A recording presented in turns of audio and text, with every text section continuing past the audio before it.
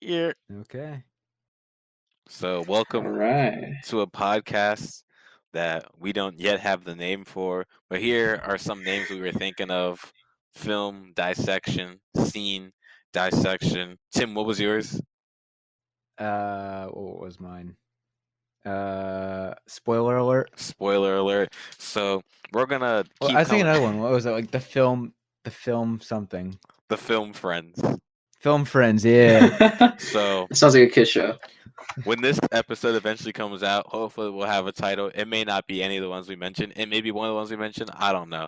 But today, the film Friends, as we're going to call ourselves for the time being, we're going to discuss a very classic movie, and a movie very dear to our hearts, Taxi Driver, directed by the Martin Scorsese. Is it Martin Scorsese or Martin Scorsese? It's Martin, whatever the hell we want to call him, because Okay. I don't know. Martin the goat, bro. Martin the goat. Only Martin that's the goat in my head is Martin from the Martin Show. I thought you were Martin gonna say Lawrence. Martin Luther King. Martin Lawrence. Me too. Oh wait, damn. Martin Luther King Can't forget about MLK, bro. Martin Luther King definitely would have been a great answer. Yeah, there's a lot of tough Martins out there. Now that I'm thinking about it, scratch that. But we're focused on the white man, Martin Scorsese. So let's get to it. All right. So I Okay. think we should just start from the opening. So let's talk about that first scene where the soundtrack comes in. How do you guys The feel about it? soundtrack. Yeah, let's just talk about it from the start. Oh, I mean, the I soundtrack I know was made by Bernard Herrmann. I think we got to mention his Oh name yeah. because apparently that was his last score for a movie. After that, he sadly passed away. But like we were saying earlier before the podcast, he dropped a banger right before he Yeah, left. bro. I What a mean, way to go out. Like to leave his hand in the air after splashing a three. That is beautiful. That soundtrack was magnificent. Um and honestly, when I first heard it there, my pants were a little wet. I'm not gonna lie. But it was some good stuff to say the least. I know you guys really appreciated it. I mean, it's not that I didn't appreciate it, but I just found that one song to be a bit repetitive after a few times. I Um don't know. Maybe it's just the lingering jazz. I think Isn't that as was the much for I me. think that was the point. I think it was supposed to be Yeah. I repetitive. mean, that was a gripe I had with the original Blade Runner when I saw it, but I appreciate that movie more Yeah. now looking back on it. Like it was like the repetitive jazz music, but Mhm. I still enjoyed the movie. Mhm. That was just my probably the biggest downside I had to the Mhm. movie. Is Going like I was annoyed by the soundtrack a little bit, to be honest. I feel that going off of that repetitiveness, though, I really liked it because the music, as we know, comes in and out. Like whenever something kind of Mhm. important, like the ending of a scene or the beginning of the scene, like whenever Mhm. something like important happens, the movie kind of comes in and out. But the saxophone says sound isn't the same. Sometimes it's a bit distorted. Sometimes it's a Mhm. bit deeper. Sometimes I it's a bit did higher find it pitched. better like near the end of the movie, like Hmm. when it had the context of like I don't know with Jodie Foster's character Hmm. and towards the end I found it more. like But the like ending. the first few times I heard it, I kind of didn't like it as much. So I appreciated it more towards the end, but the beginning half wasn't as enjoyable in my opinion. Like in Hmm. regards to that soundtrack. Interesting. Okay. Very, Okay. very interesting. So let's move on to like when the movie actually starts. Travis, he's in the office, the taxi driver office, to applying for a job. And one thing I took note of this scene is a specific piece of dialogue that Travis has used. So the employer asks him, "How's your record?" He goes, "Clean, real clean, like my conscience." Clean. And I wrote that Yeah. down. Mm-hmm. You'll So see. yeah, so I There's some foreshadowing yeah, right there, exactly. bro. So Foreshadowing. Mm-hmm. It that was. also kind of shows. I was watching some like analysis videos and stuff on it, and people were saying how like in that scene he jokes more and he's more I don't know relatable. He's more human, and then later on it kind of goes less. He's less like that. It goes downhill from there. Very, very Mm-hmm. downhill.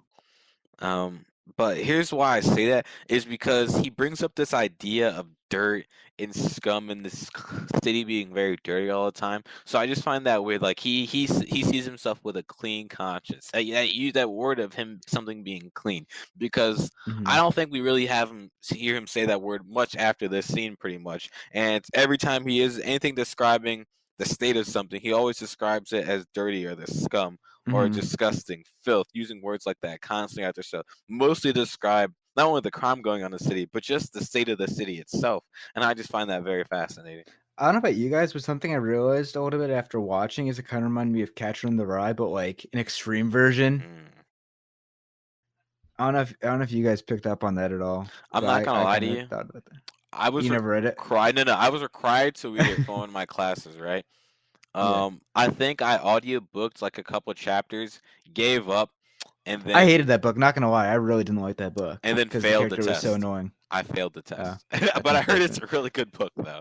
I mean, people really like it. My girlfriend loves that book, but I absolutely despise that book because the character was so annoying. But I found kind of correlations with the characters in this and how they kind of like hate the city and the environment of everything. But the how they act themselves is they're not really beneficial to anyone, and they're kind of just like thinking themselves so highly. Yeah, no And they cap. obviously got mental issues going on. I feel that. Also, being in New York, in the like Yeah, New York in the 70s. mid The 1900s. 70s was a mess. Bro, the 70s was a wild time, bro. Cocaine was a hell especially of in a New York. drug. New York was a No jungle. cap. Mm-hmm. The street, no, they said, bro, the streets come out at night. I think his exact words were, "All the animals come out at night: Yeah. whores, skunks, buggers, queens, fairies, dopers, junkies, sick, and venile." Did you write that down, or So- do you remember that? I memorized it a little bit. Oh my gosh. You memorized it? Stood out, bro. Ew, no, I'm kidding. I mean, it kind of rhymed though. That's why I was like, Oh yeah, okay, no. all The animals come out at dialogue, night: horse, skunks. the dialogue in this movie is very good. There's a lot of literary elements that they use in this. They're very poetic, and I definitely do appreciate that.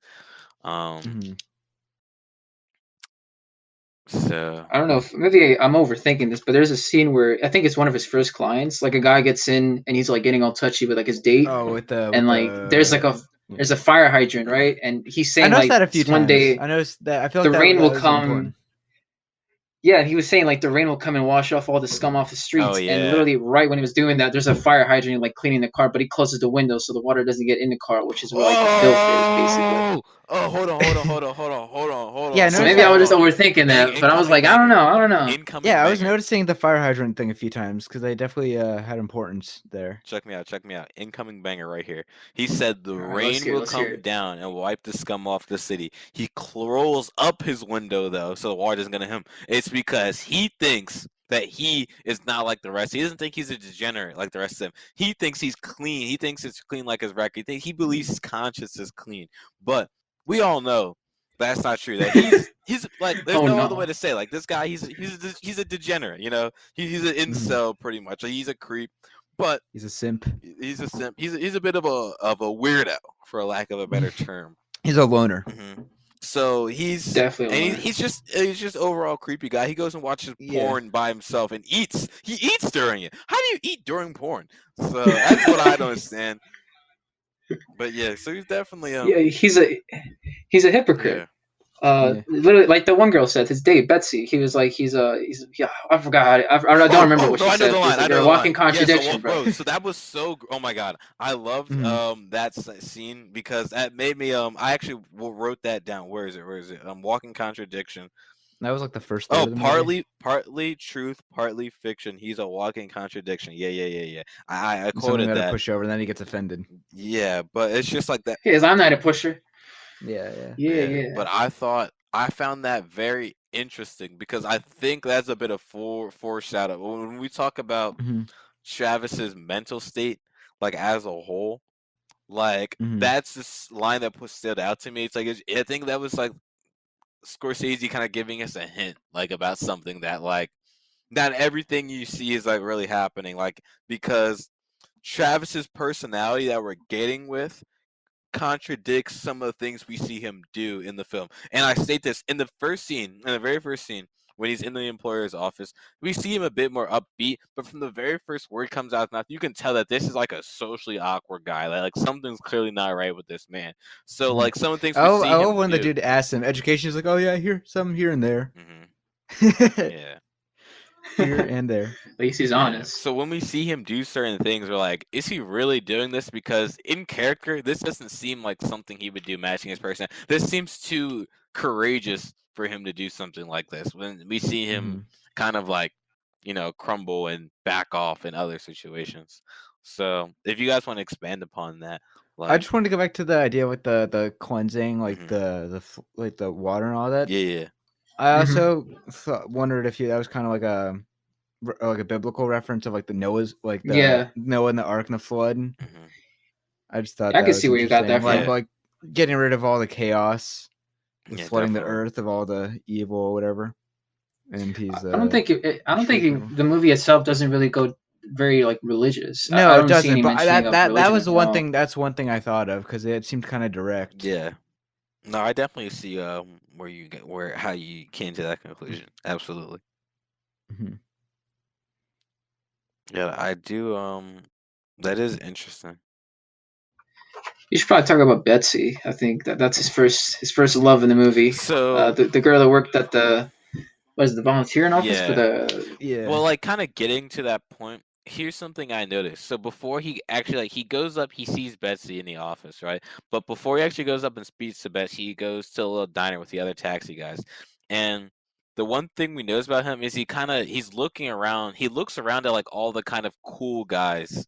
That's what I notice. He often there's like just shots of like pimps or people dressed Oh, nicely, that could look kind of fly, yeah. Mhm. like kind of like cool guys, and he's always just kind of deeply staring at them. Even when other people are talking to him, he's just deeply staring at them. And I wrote down that Travis envies the cool guy, and then Oh, one. I kind of thought it was more of like a hatred and like subtle racism. Yeah, I was feeling some sort Well, of like here's subtle what I have racistness to in And I there. back thought I this was up. kind of like had the. Okay, I'll talk about this more later. You go. You go. Here's what I have to back this up, and like that, you do make a point there, but one of the other taxi drivers says, "Ask Travis. He's a ladies' man." That's the direct quote from one of the Travis. So it's clear and obvious sarcasm. So that's what I mean. Like like that's like one thing, and I guess it could be still racism, but he gives the one black guy his $5 back that he was other tax. He doesn't say anything to him, and the black guy doesn't say much either. But I just kind of like noticed that one thing. But there is a bit of a subtle racism, but I notice he hates that he's envies the cool guy, but when like the cool guy kind of is like the pimp, that envy turns into a jealousy, and then that jealousy I think develops into a hatred, and that's why I kind of like hates sport Mhm. and like some of the other pimps he sees around because there's a lot of pimps and prostitutes constantly What throughout. I took from that is later on in the movie. I feel like that kind of goes with his he kind of generalizes the badness in the city and the world and stuff, and he kind of like it warps his like mind as to what he thinks is good and bad. Hmm.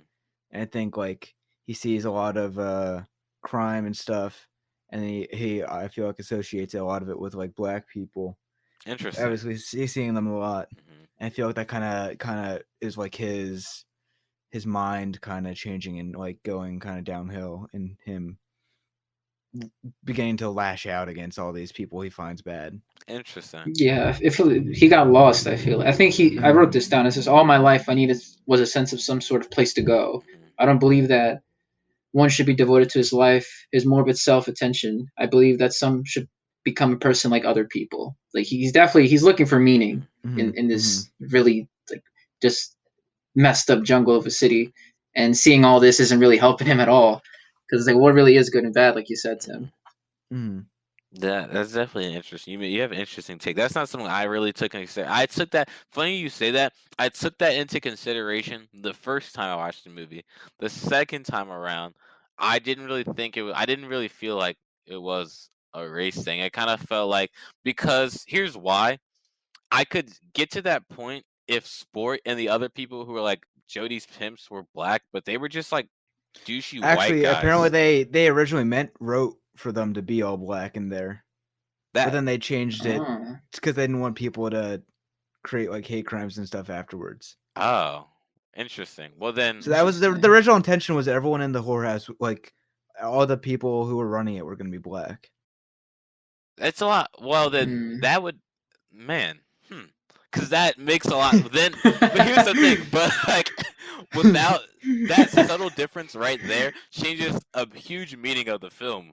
I feel like substantially. Like, do you guys like? Can you guys see how one person could come to the conclusion I came to, and like how I mean, you they guys? definitely didn't make it like they didn't make him like say something internally, so that was a choice. No. Not say something internally, but that casting choice of them not being black, that then changes the film entirely. Then it's a lot easier to get to that conclusion, and then that makes a lot more sense. Because right now Mhm. it just kind of seems like he hates like just pimps as a whole, because that is a Mhm. big theme like throughout the show, and I can understand it because the Mhm. little black boy I issue just like thought that every harassing those two time women on the there street was and like how they like, were throwing shit at him. Yeah, I Oh, don't they know. threw stuff Every at his time there was like taxi, right? a yeah. black person,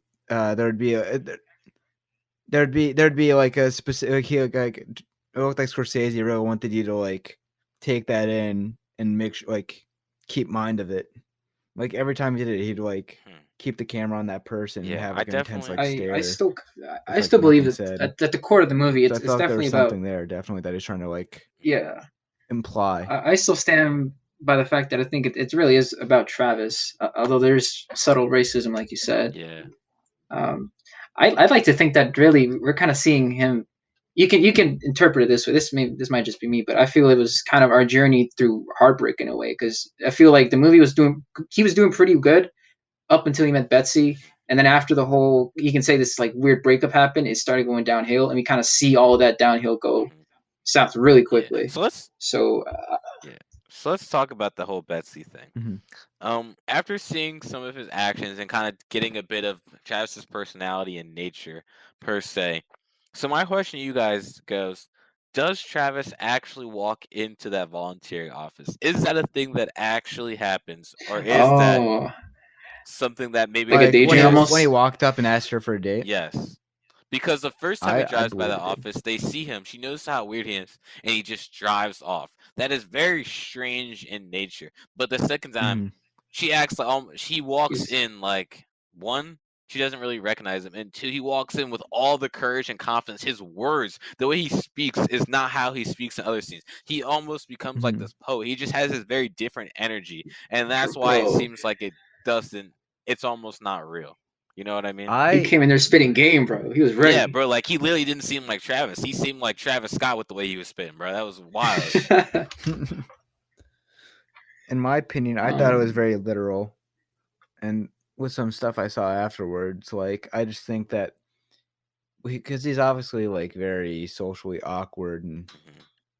he's not normal, Yes. but like because of that, he like that with his like loneliness and like being kind of like an incel, he kind of like he lusts after this girl that he meets, but like or sees and doesn't even meet, but like Mhm. he feels that there's a connection, and then seeing her act, he like gets more connected to her and kind of feels like she knows him Mhm. almost on the same level, and he gets this kind of boost because he assumes that she's like him and whatever, and isn't really Mhm.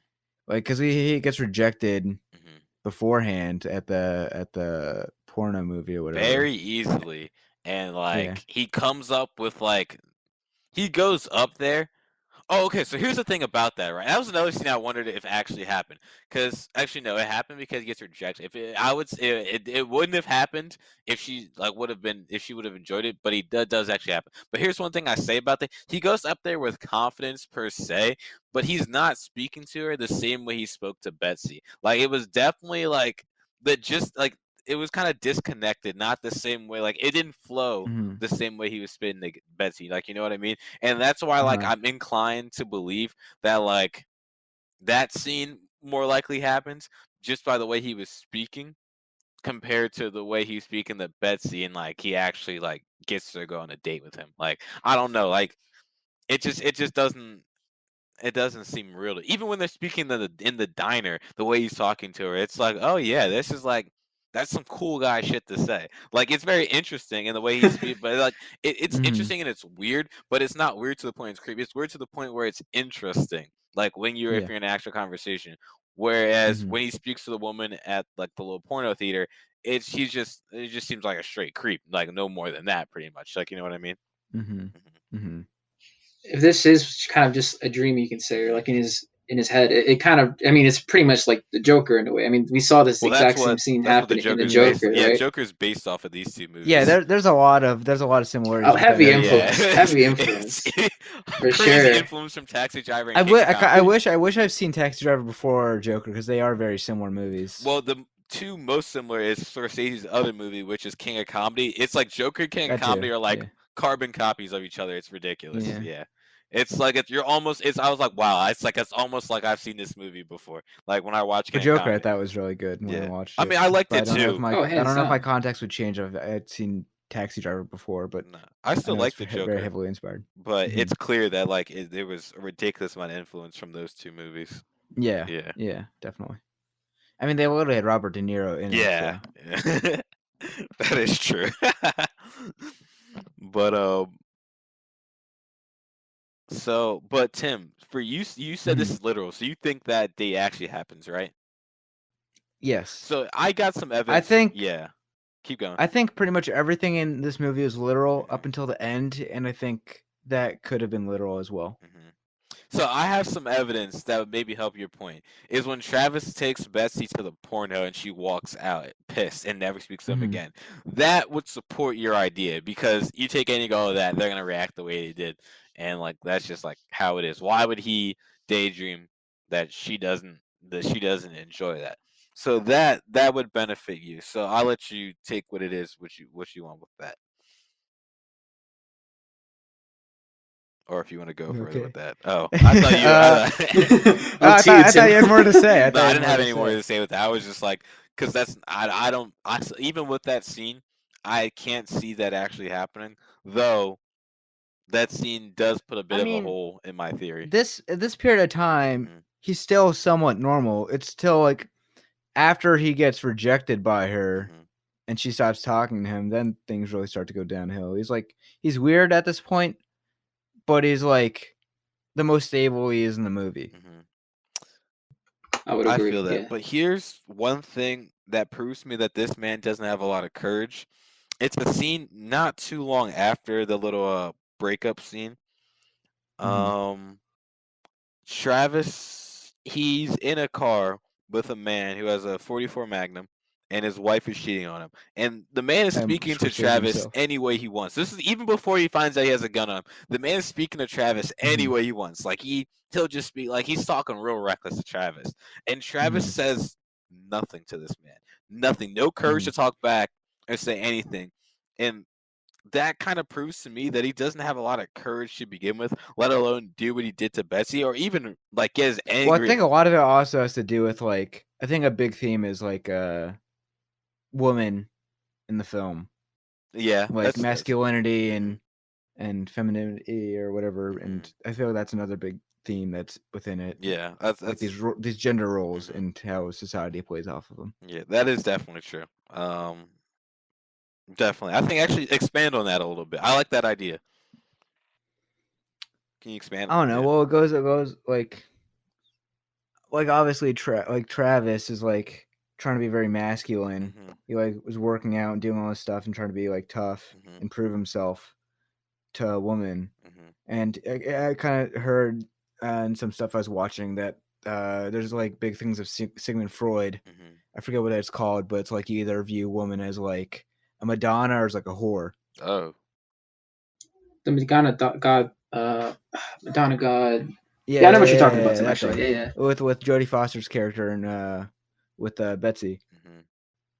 Yeah, Betsy's. I mean, Iris. literally, I That's her think name, Iris. when they were describing her, she was like, she came in with this white dress, and like, white usually is like a symbol for purity. Yeah, she would All have called good, her and Heaven Leader or something like that, like she dropped from heaven, something of Mhm. that yeah, effect.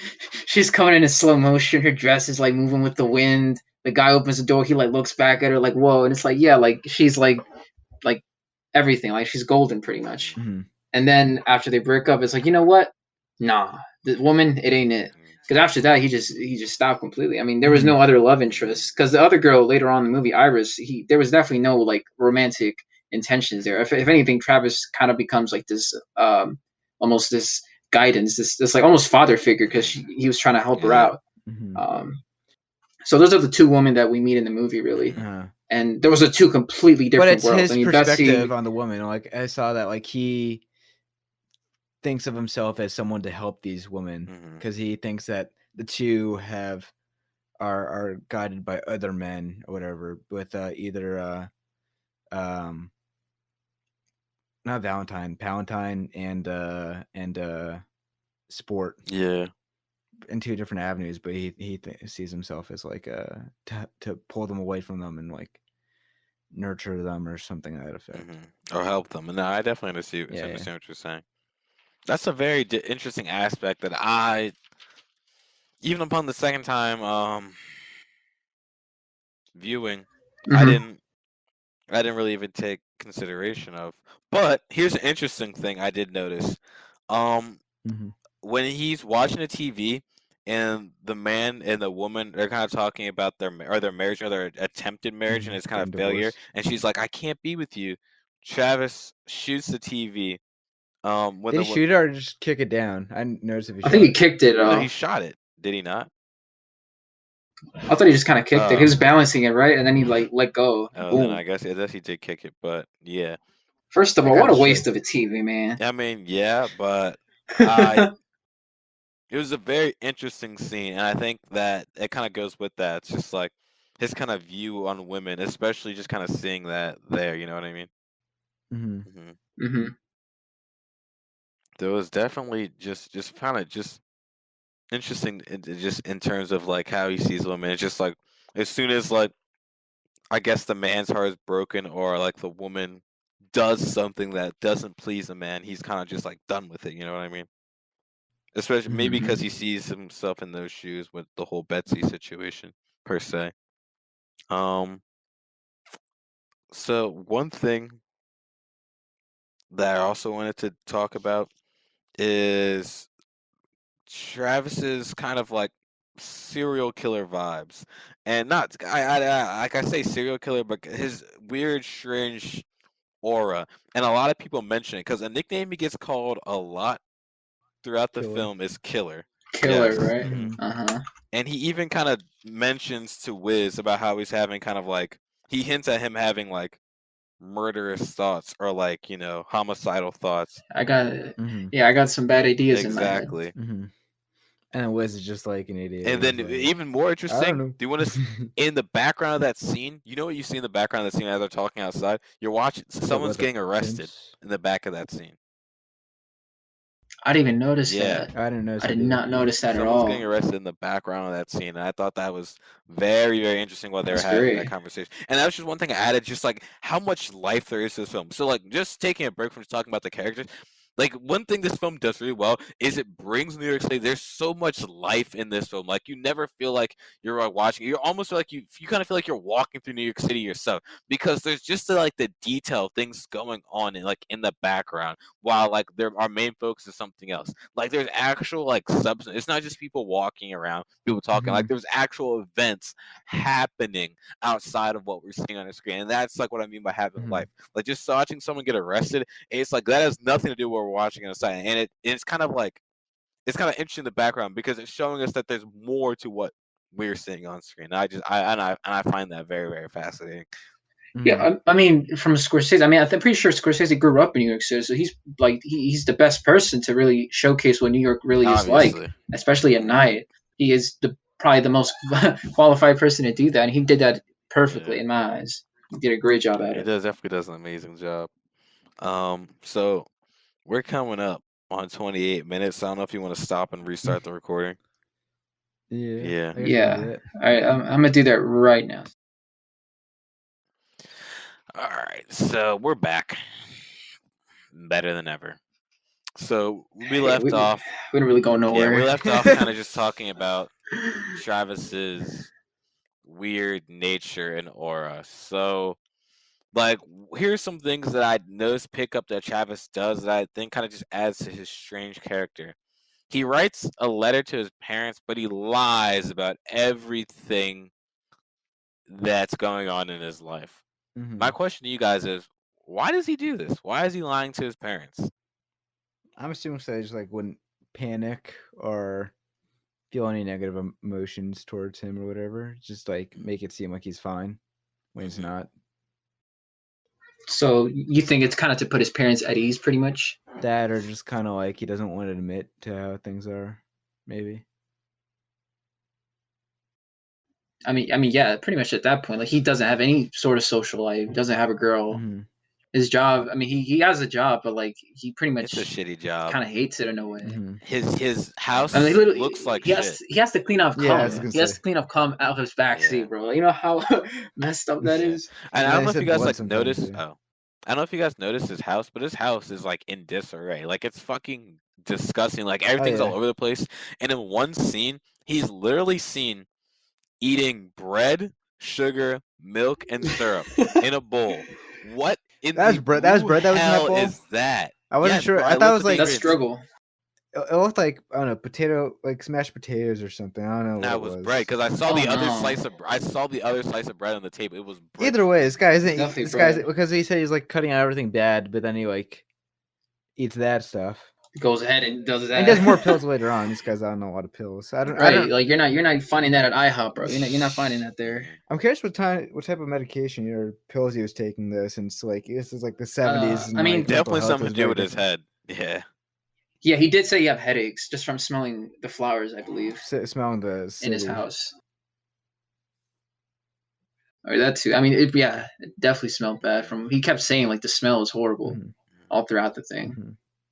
Another thing we notice about Travis is that he doesn't understand social cues. The first time he meets Sport, and Sport is saying he can go fuck Iris, he kind of just stands there and stares at him. And that's a thing that we see him do a lot. Just standing or like sitting and just Mhm. staring at someone while they're speaking to him. And like he just like won't say anything or won't move. And it's just like that was just how I noticed like it blatantly like, oh yeah, this guy doesn't understand social cues. Like Yeah, you he should walk obviously you should have like walked would away have these 3 weird sentences ago. pauses and stuff. Yeah. Like he would. Yeah, that was a big thing. And that leads me to believe like some of these things. He's also an alcoholic. Like he's just drinking like just throughout the day. It's another thing that we see him do. Mhm. And it's just like that's why like that believes me to think that some of these things don't happen just because again like just seeing his actions, his movement, things he says, things he does, and then Mhm. seeing some of the other things that happen, it doesn't seem believable like he would do that because all the other evidence is pointing towards that he wouldn't be doing those things when we see he's doing things that are contradicting those things. But then again, Betsy says he's a walking contradiction, so he could actually be doing those things, and that's why Mhm. none of it makes sense. Yeah, it's an interesting take. I think I mentioned earlier that how he is a soldier or an ex-soldier. I believe he was in Vietnam Honorable at some point, right? discharge. Honorable discharge is what he Honorable said, discharge, and yeah. I think there's reason to believe that he has some sort of PTSD from it. And PTSD, I mean, I What think- I was wondering is like how he got discharged. I was wondering if that had to do something with like either his mental health or maybe he had violent that tendencies or could something. very well be it right there. Yeah, his mind wasn't at the right place. That's what I was really like trying to think about, like the honorable discharge. Yeah, obviously Martin Scorsese obviously didn't talk about it much because he wanted to have it kind of like a brief thing, but obviously implant the idea that affects how he acts. Mm-hmm. Here's 2 things I noticed. He kept a charred Viet. Well, I didn't notice this. I actually just looked this up, but he kept a Viet Cong flag in his apartment. But one thing I did actually notice is that he had a large scar on his back when he was doing push-ups. And I was like, I was gonna ask you guys Did about notice that. But that. I and noticed. Yeah, that. I didn't noticed know that. I if remember like that that. was Robert De That might have Niro's been with the actual. discharge. Yes, so that's why I had to look up. I wanted to know if that was Robert De Niro's actual scar or if that was something they put there in the film. And it is turned out that was something they put. He does not have a scar on his back. Travis does in the film. So that's one of the things like I noticed. He has a giant scar on his back, and when he's working out, he burns his wrist for some reason. Did you guys remember that? Yeah. He was like flexing man hard or something. His I don't know what he's trying to do. Yeah, I think really it had don't know something what to the do with purpose to of try that. to like flex it or like make the muscles stronger. Do Yeah, burning like it? burning. Yeah, burning your wrist. As a person who Oh. works out avidly, burning your wrist doesn't make your muscles stronger. It just I don't makes your know, skin but weaker. I mean, this guy obviously isn't very, Mhm. in the right state of mind. Very, very nice. And I get that. So I'm trying to like kind of get to the bottom of some of the things that he does. And burning his wrist and that giant scar on his back, it's something that has to do. It's just a lot of subtlety that Scorsese does in this film, and it's just like stuff. I didn't even notice the Viet Cong flag in his apartment. And that's just like little stuff like that. And it's just like it's very interesting to me. Just like he gives you just such little hints, and you have to go and find it. And it's kind of ridiculous, man. Like, but it's very interesting, just to say the least. So, like, how do you think like those things impact considering that he was in the war, is honorably discharged. How do you think that impacts his character as a whole? Like how do you guys see that? Hmm. I I think it mean, might explain some of his reasoning for turning into violent solutions to his problems. But that also goes later on with like throughout the story with the scene where with where Martin Scorsese is the disturbed cab rider, and then also with that one dude who's screaming, "I'm gonna kill her! I'm gonna kill her!" Like he kind of finds these solutions to his problems is Yeah. violence. He said, and it kind of come like he's having all his issues with society and with women, how things are, and he comes to that solution in his mind where killing is going to be the best scenario to wipe out this scummy things. There is. So one thing. So here's another scene that I struggled to like understand if this really happened or not. So one scene we noticed. This is what Iris, and this is going to lead us to the ending, which is going to be perfect. So the first time he meets Iris, when Iris tries to get into his car, and she doesn't let her in, and he lets Sport take him away, and Sport gives him the 20. Now I wrote down, is this one of Travis's regrets? Yeah, I in thought he life? was pretty conflicted. And then when he goes to quote unquote save Iris, is this him retconning this one moment in his life where he feels like he failed the most per se? So like that's why I say that. Did he actually save? Like, did all these things actually happen? Did he actually save Iris, I mean, or is this again a part of his imagination? And what thing that believes me thinks it's imagination is that Iris left home in the first place, which assumes me to believe that her home life wasn't really that great if she was leaving before. Because I gotta assume that she left before she was 12, because she's 12 and a half in the movie, and by the time he meets her, so I have to assume that she left before she was 12. So to run away from home before you were 12 permanently has to mean that your home life is terrible. And he gets a letter from the family saying like, oh yeah, she's in school now, almost like Iris's life is better with them, and like the parents are quote unquote better people now.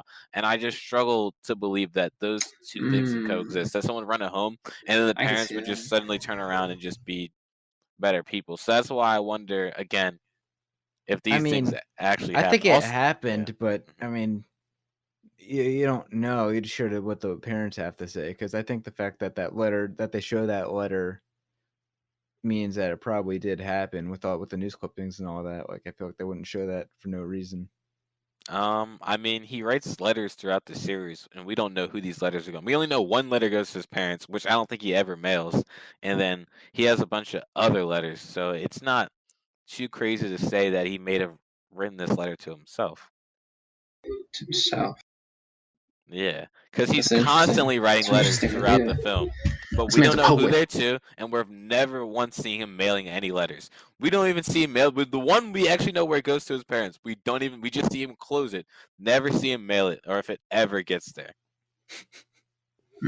Well, real or not, I mean, even if he did this is all in his head, it seemed to bring some sort of peace to Travis. Because I mean, towards the end, he seems okay, but then this is the part where Tim was talking about, like, it's the rear view mirror, the very end. Yeah. That for me was like him like not being okay. Like he thought he was okay. Yikes! He is not okay. Yeah. He is temporarily okay, but he's back to being the Travis that we know that's trying to clean off the city from all the scum and dirt and all that. And then, so that's why I want to talk about that reverse sound at the very end when he looks into the rear view mirror. What does that mean, man? So apparently what I saw, I was seeing some stuff, and I think what the writer said or Scorsese said or someone is they're like, that's him pretty much going back to exactly how he was. Like they said they can play that scene right next to the beginning scene, and it would play out pretty smoothly because Travis just is acting how he is before. He's not any better mentally. Yeah. Interesting. So if he's not any better, that would guide me to believe that nothing has really changed. So that would also guide me to believe that maybe some of those things didn't happen. Because a lot of those events that happen, would change a person. Because we know this. He was in a war, and it definitely changed him to be like this. So those even more crazier events, I think, would change a person further beyond that. But if he's the same, then Mm, that means those very, very wild events didn't change him at all. Which I don't know. Seeing as something has changed him already to get to the point where he is now,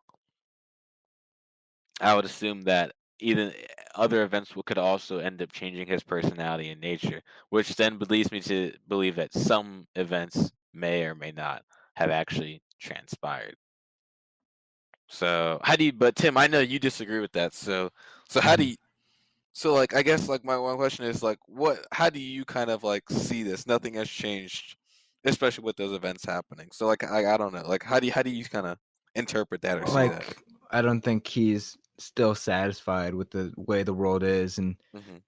Scorsese or someone was saying how like, Hmm. which I kind of think is true, is like I think there's a click with the reverse thing, like with the cab meter or whatever, and it kind of reverses that. He's like ticking again, like he's about to go off and have another violent outburst, Hmm. like he's about to kill again. Like Yeah. So this it's violent out.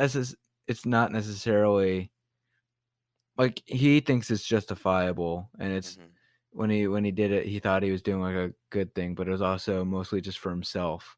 Hmm. Like he kind of labels the action as being heroic, but in Hmm. reality, it's his own. Uh, his his intentions were in the right place, right? Hmm. yeah, he says that, but it's also like he didn't have to kill those guys to save Iris. He could have just given the money and had her drive off. That's very That's Like true. what. he wanted to kill these guys. Like Hmm. it was like a violent escape he wanted. Hmm. He wanted to use his guns. So here's the thing, right here, when he could have killed Palantine, Mm-hmm. he kind of fucks up, and like the security guard catches him. But he had practiced this moment countless, Mm-hmm. countless times. He almost pretty much practiced it, scoped it out almost directly to a T. So my question to you is, does he mess this moment up, or does, like you say, he sees it justifiably because or does he think to himself, I have this outburst, I need to direct this anger somewhere, but he knows that he can no way, shape, or form justifying killing Palantine, but he can figure out a way to justify killing the pimps while somehow getting his violent fixation out. I'm not sure about that part because I'm not sure what his intent, like if he changed his mind entirely or if it's because he's running away. I think that one's Hmm. more so muddy for me.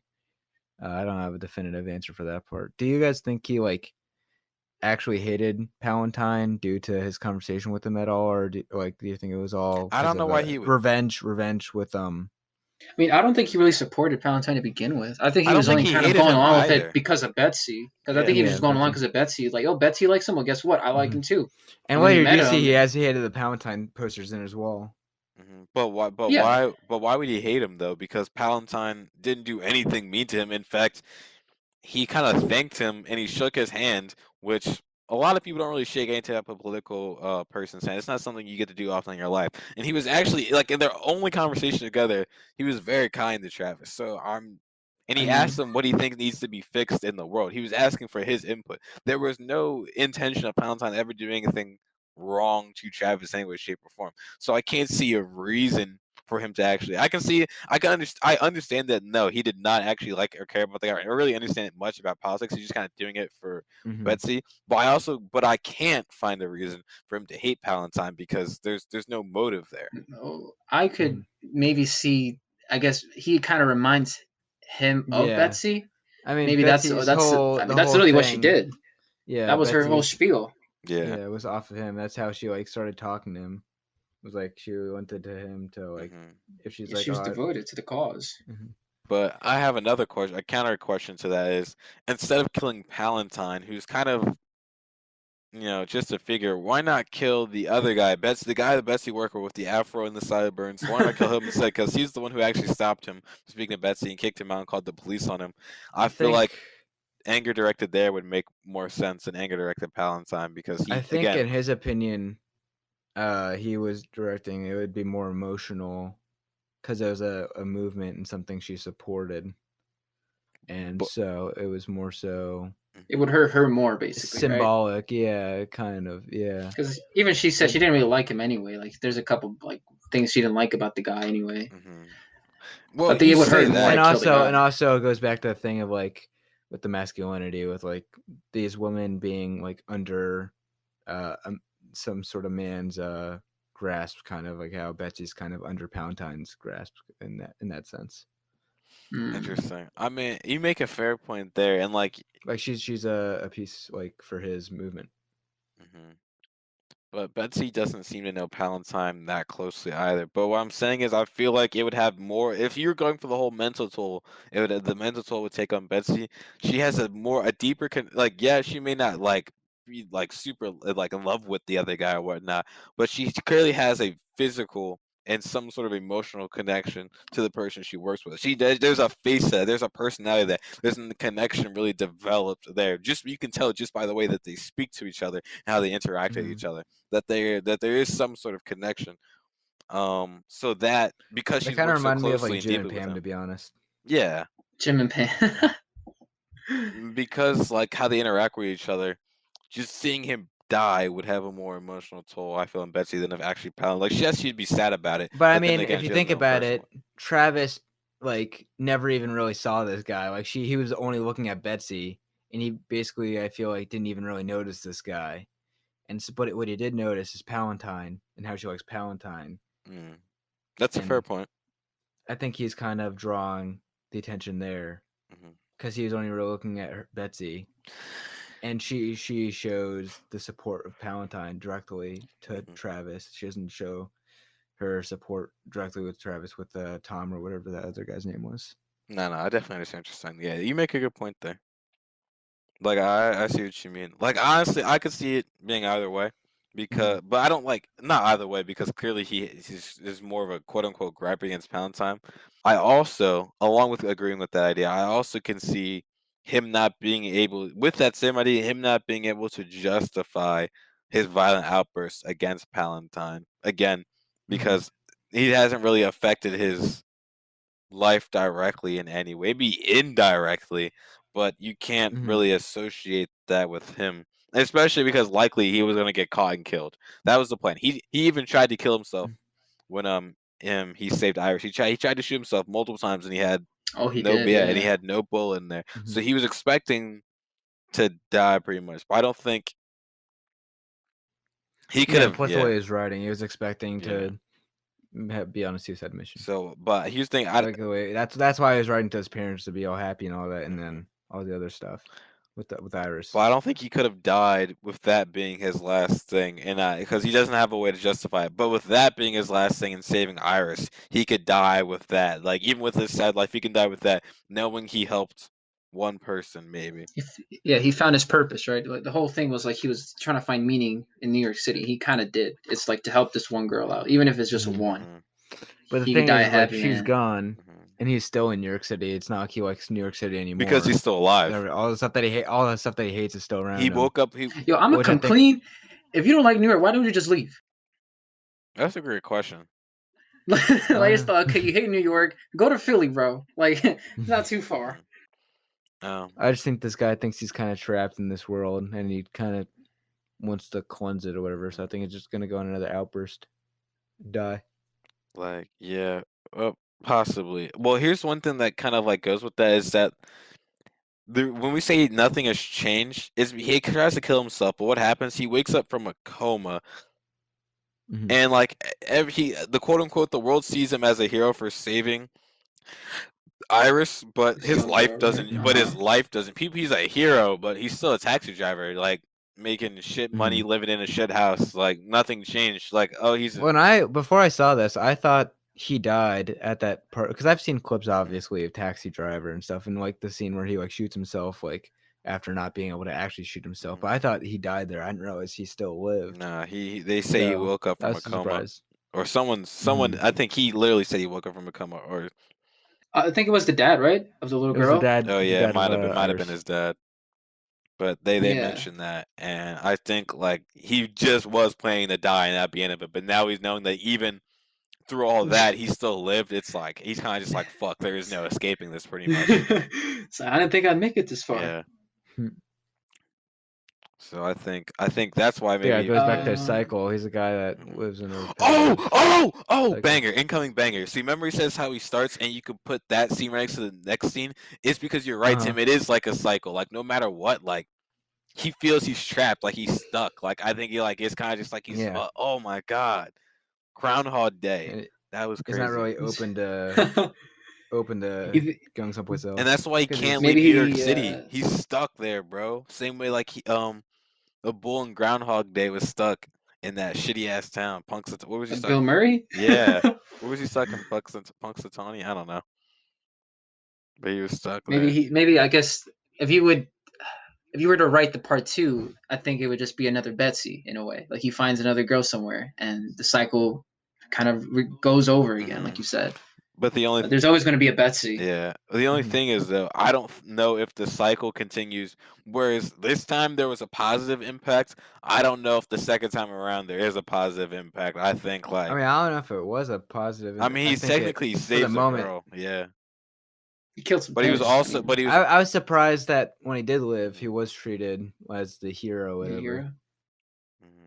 But that's kind of interesting because I saw some stuff where it's like, oh, I can't remember what. You want to know why he was treated as a hero? Oh.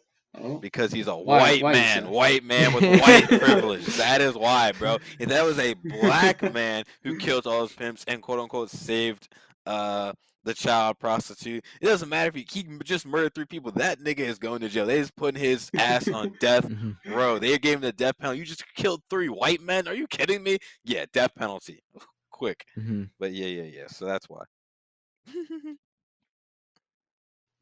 I can't think of anything else, guys. I mean, honestly, yeah, right yeah. I think I was just interested that he was like seen as like good, and like these people kind of let him off. But I guess that just brings him back into the cycle, which would have normally ended if it went how he thought. Yeah, but there's no escape for Travis. Another point I think we should talk about, which we didn't, was the robbery scene. Oh yeah, that's his first murder. Yeah, that's his first murder. And then the guy just starts beating his body. Oh, you know what? That makes a good point because he sees a black guy robbing him, and then the guy definitely starts beating the black guy's body after. And he kind of he looks and stares for a little bit before he walks off. And that was interesting that he was very quick just to murder him instead of shooting him in like the arm or leg. Because he seems to do that a lot with the 3 pimps. He doesn't kill them right away. He shoots them, injures them, and then he has to go a while before he actually kills any of them. They always, every single one of them lived after the first shot. But I guess in that time, he was also expecting to die then in that scenario. And this one was more so like it happened and he kind of panicked. But it did also like go into what he was thinking. Travis panicking, the same guy who had all that courage to spit that crazy game to Betsy, panicked in a situation, doesn't sound likely to me. Or maybe not panic, but like he wasn't thinking as straight, if you can think straight as he could. I don't think he can think straight. He was going to kill a senator. That's for sure. All his straight thinking was left in Vietnam. But I think that's an interesting point where it's like with black people and then like with the other stuff, it kind of causes him to believe that violence is the solution to what he views as the problem in the world. Yeah. That's very interesting. I didn't even really notice the black thing on the second viewing just because just watching those pimps die, it was 3 white guys, so I was just like, that can't be it. But again, I think I would have got picked up on that much easier if they were black. But that's a very good thing to point out. I didn't notice that at first, so definitely am realizing that a bit now. Very, very interesting story. So we have about 5 minutes left. So let's give our closing remarks and wrap this show up. It up. How about you go first, Tim? It wasn't a perfect movie, but I definitely give it like a 9. A 9, okay. Maybe like somewhere between 8.5 and 9.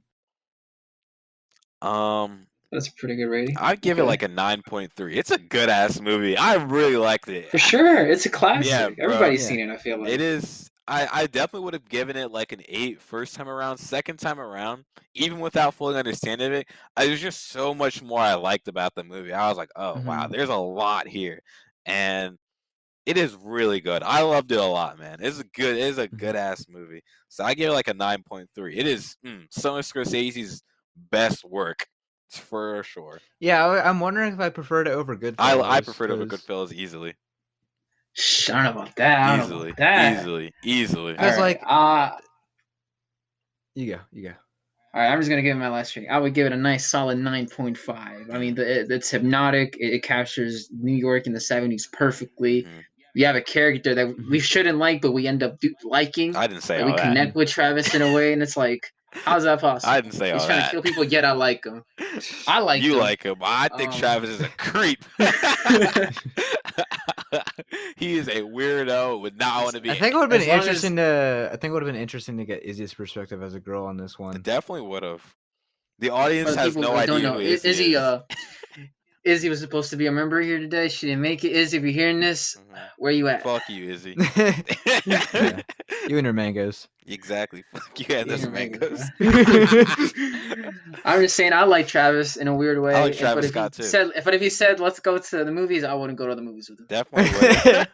I mean, they make him a little relatable, like with the scene with the phone call. Like you understand how he's feeling, like after getting rejected. You feel pity for him, and you also like kind of you can feel a little humanity with him in the beginning when he's joking and how he's in the army, in the war, and then also just like trying to save Iris. I was actually thinking about watching a film review before watching this. I was like, nah, I don't want any of my opinions or ideas to get skewed. So that's why I waited. I was gonna watch a film review on this after we did this one, so I could have my own analysis, and then I can get a deeper understanding of watching someone else do it. By the way, what were your guys like? If you didn't make a perfect 10 out of 10, what was like the small things that you thought might have dragged the movie down a little? Like you said, I understand the reason for not making those 3 pimps black, but the idea would have been conveyed a lot clearer if it would have, because that idea is clear throughout the film, and then that part just kills that whole theory entirely, pretty much. That I can't think of anything. It's right like, now, on top of my head, I can't think of anything. It's like I want to like say these things are things I don't like, but these things I don't like are these things that I'm too stupid to understand, and that's just like where it's not like doesn't fully go over you. Yeah. That's another reason why it's not a 10 out of 10, because like for that you have to fully like get it. Yeah. All right, guys. I think we got to wrap it up for today. All right, guys. This has been Film Whatever podcast. We'll give it a name eventually. The Film Friends. Something like that. That's what we're going with right now, but we might change Works under construction. Name pending. But we'll see you. We've been us. You guys stay you guys, and have a great day. Peace.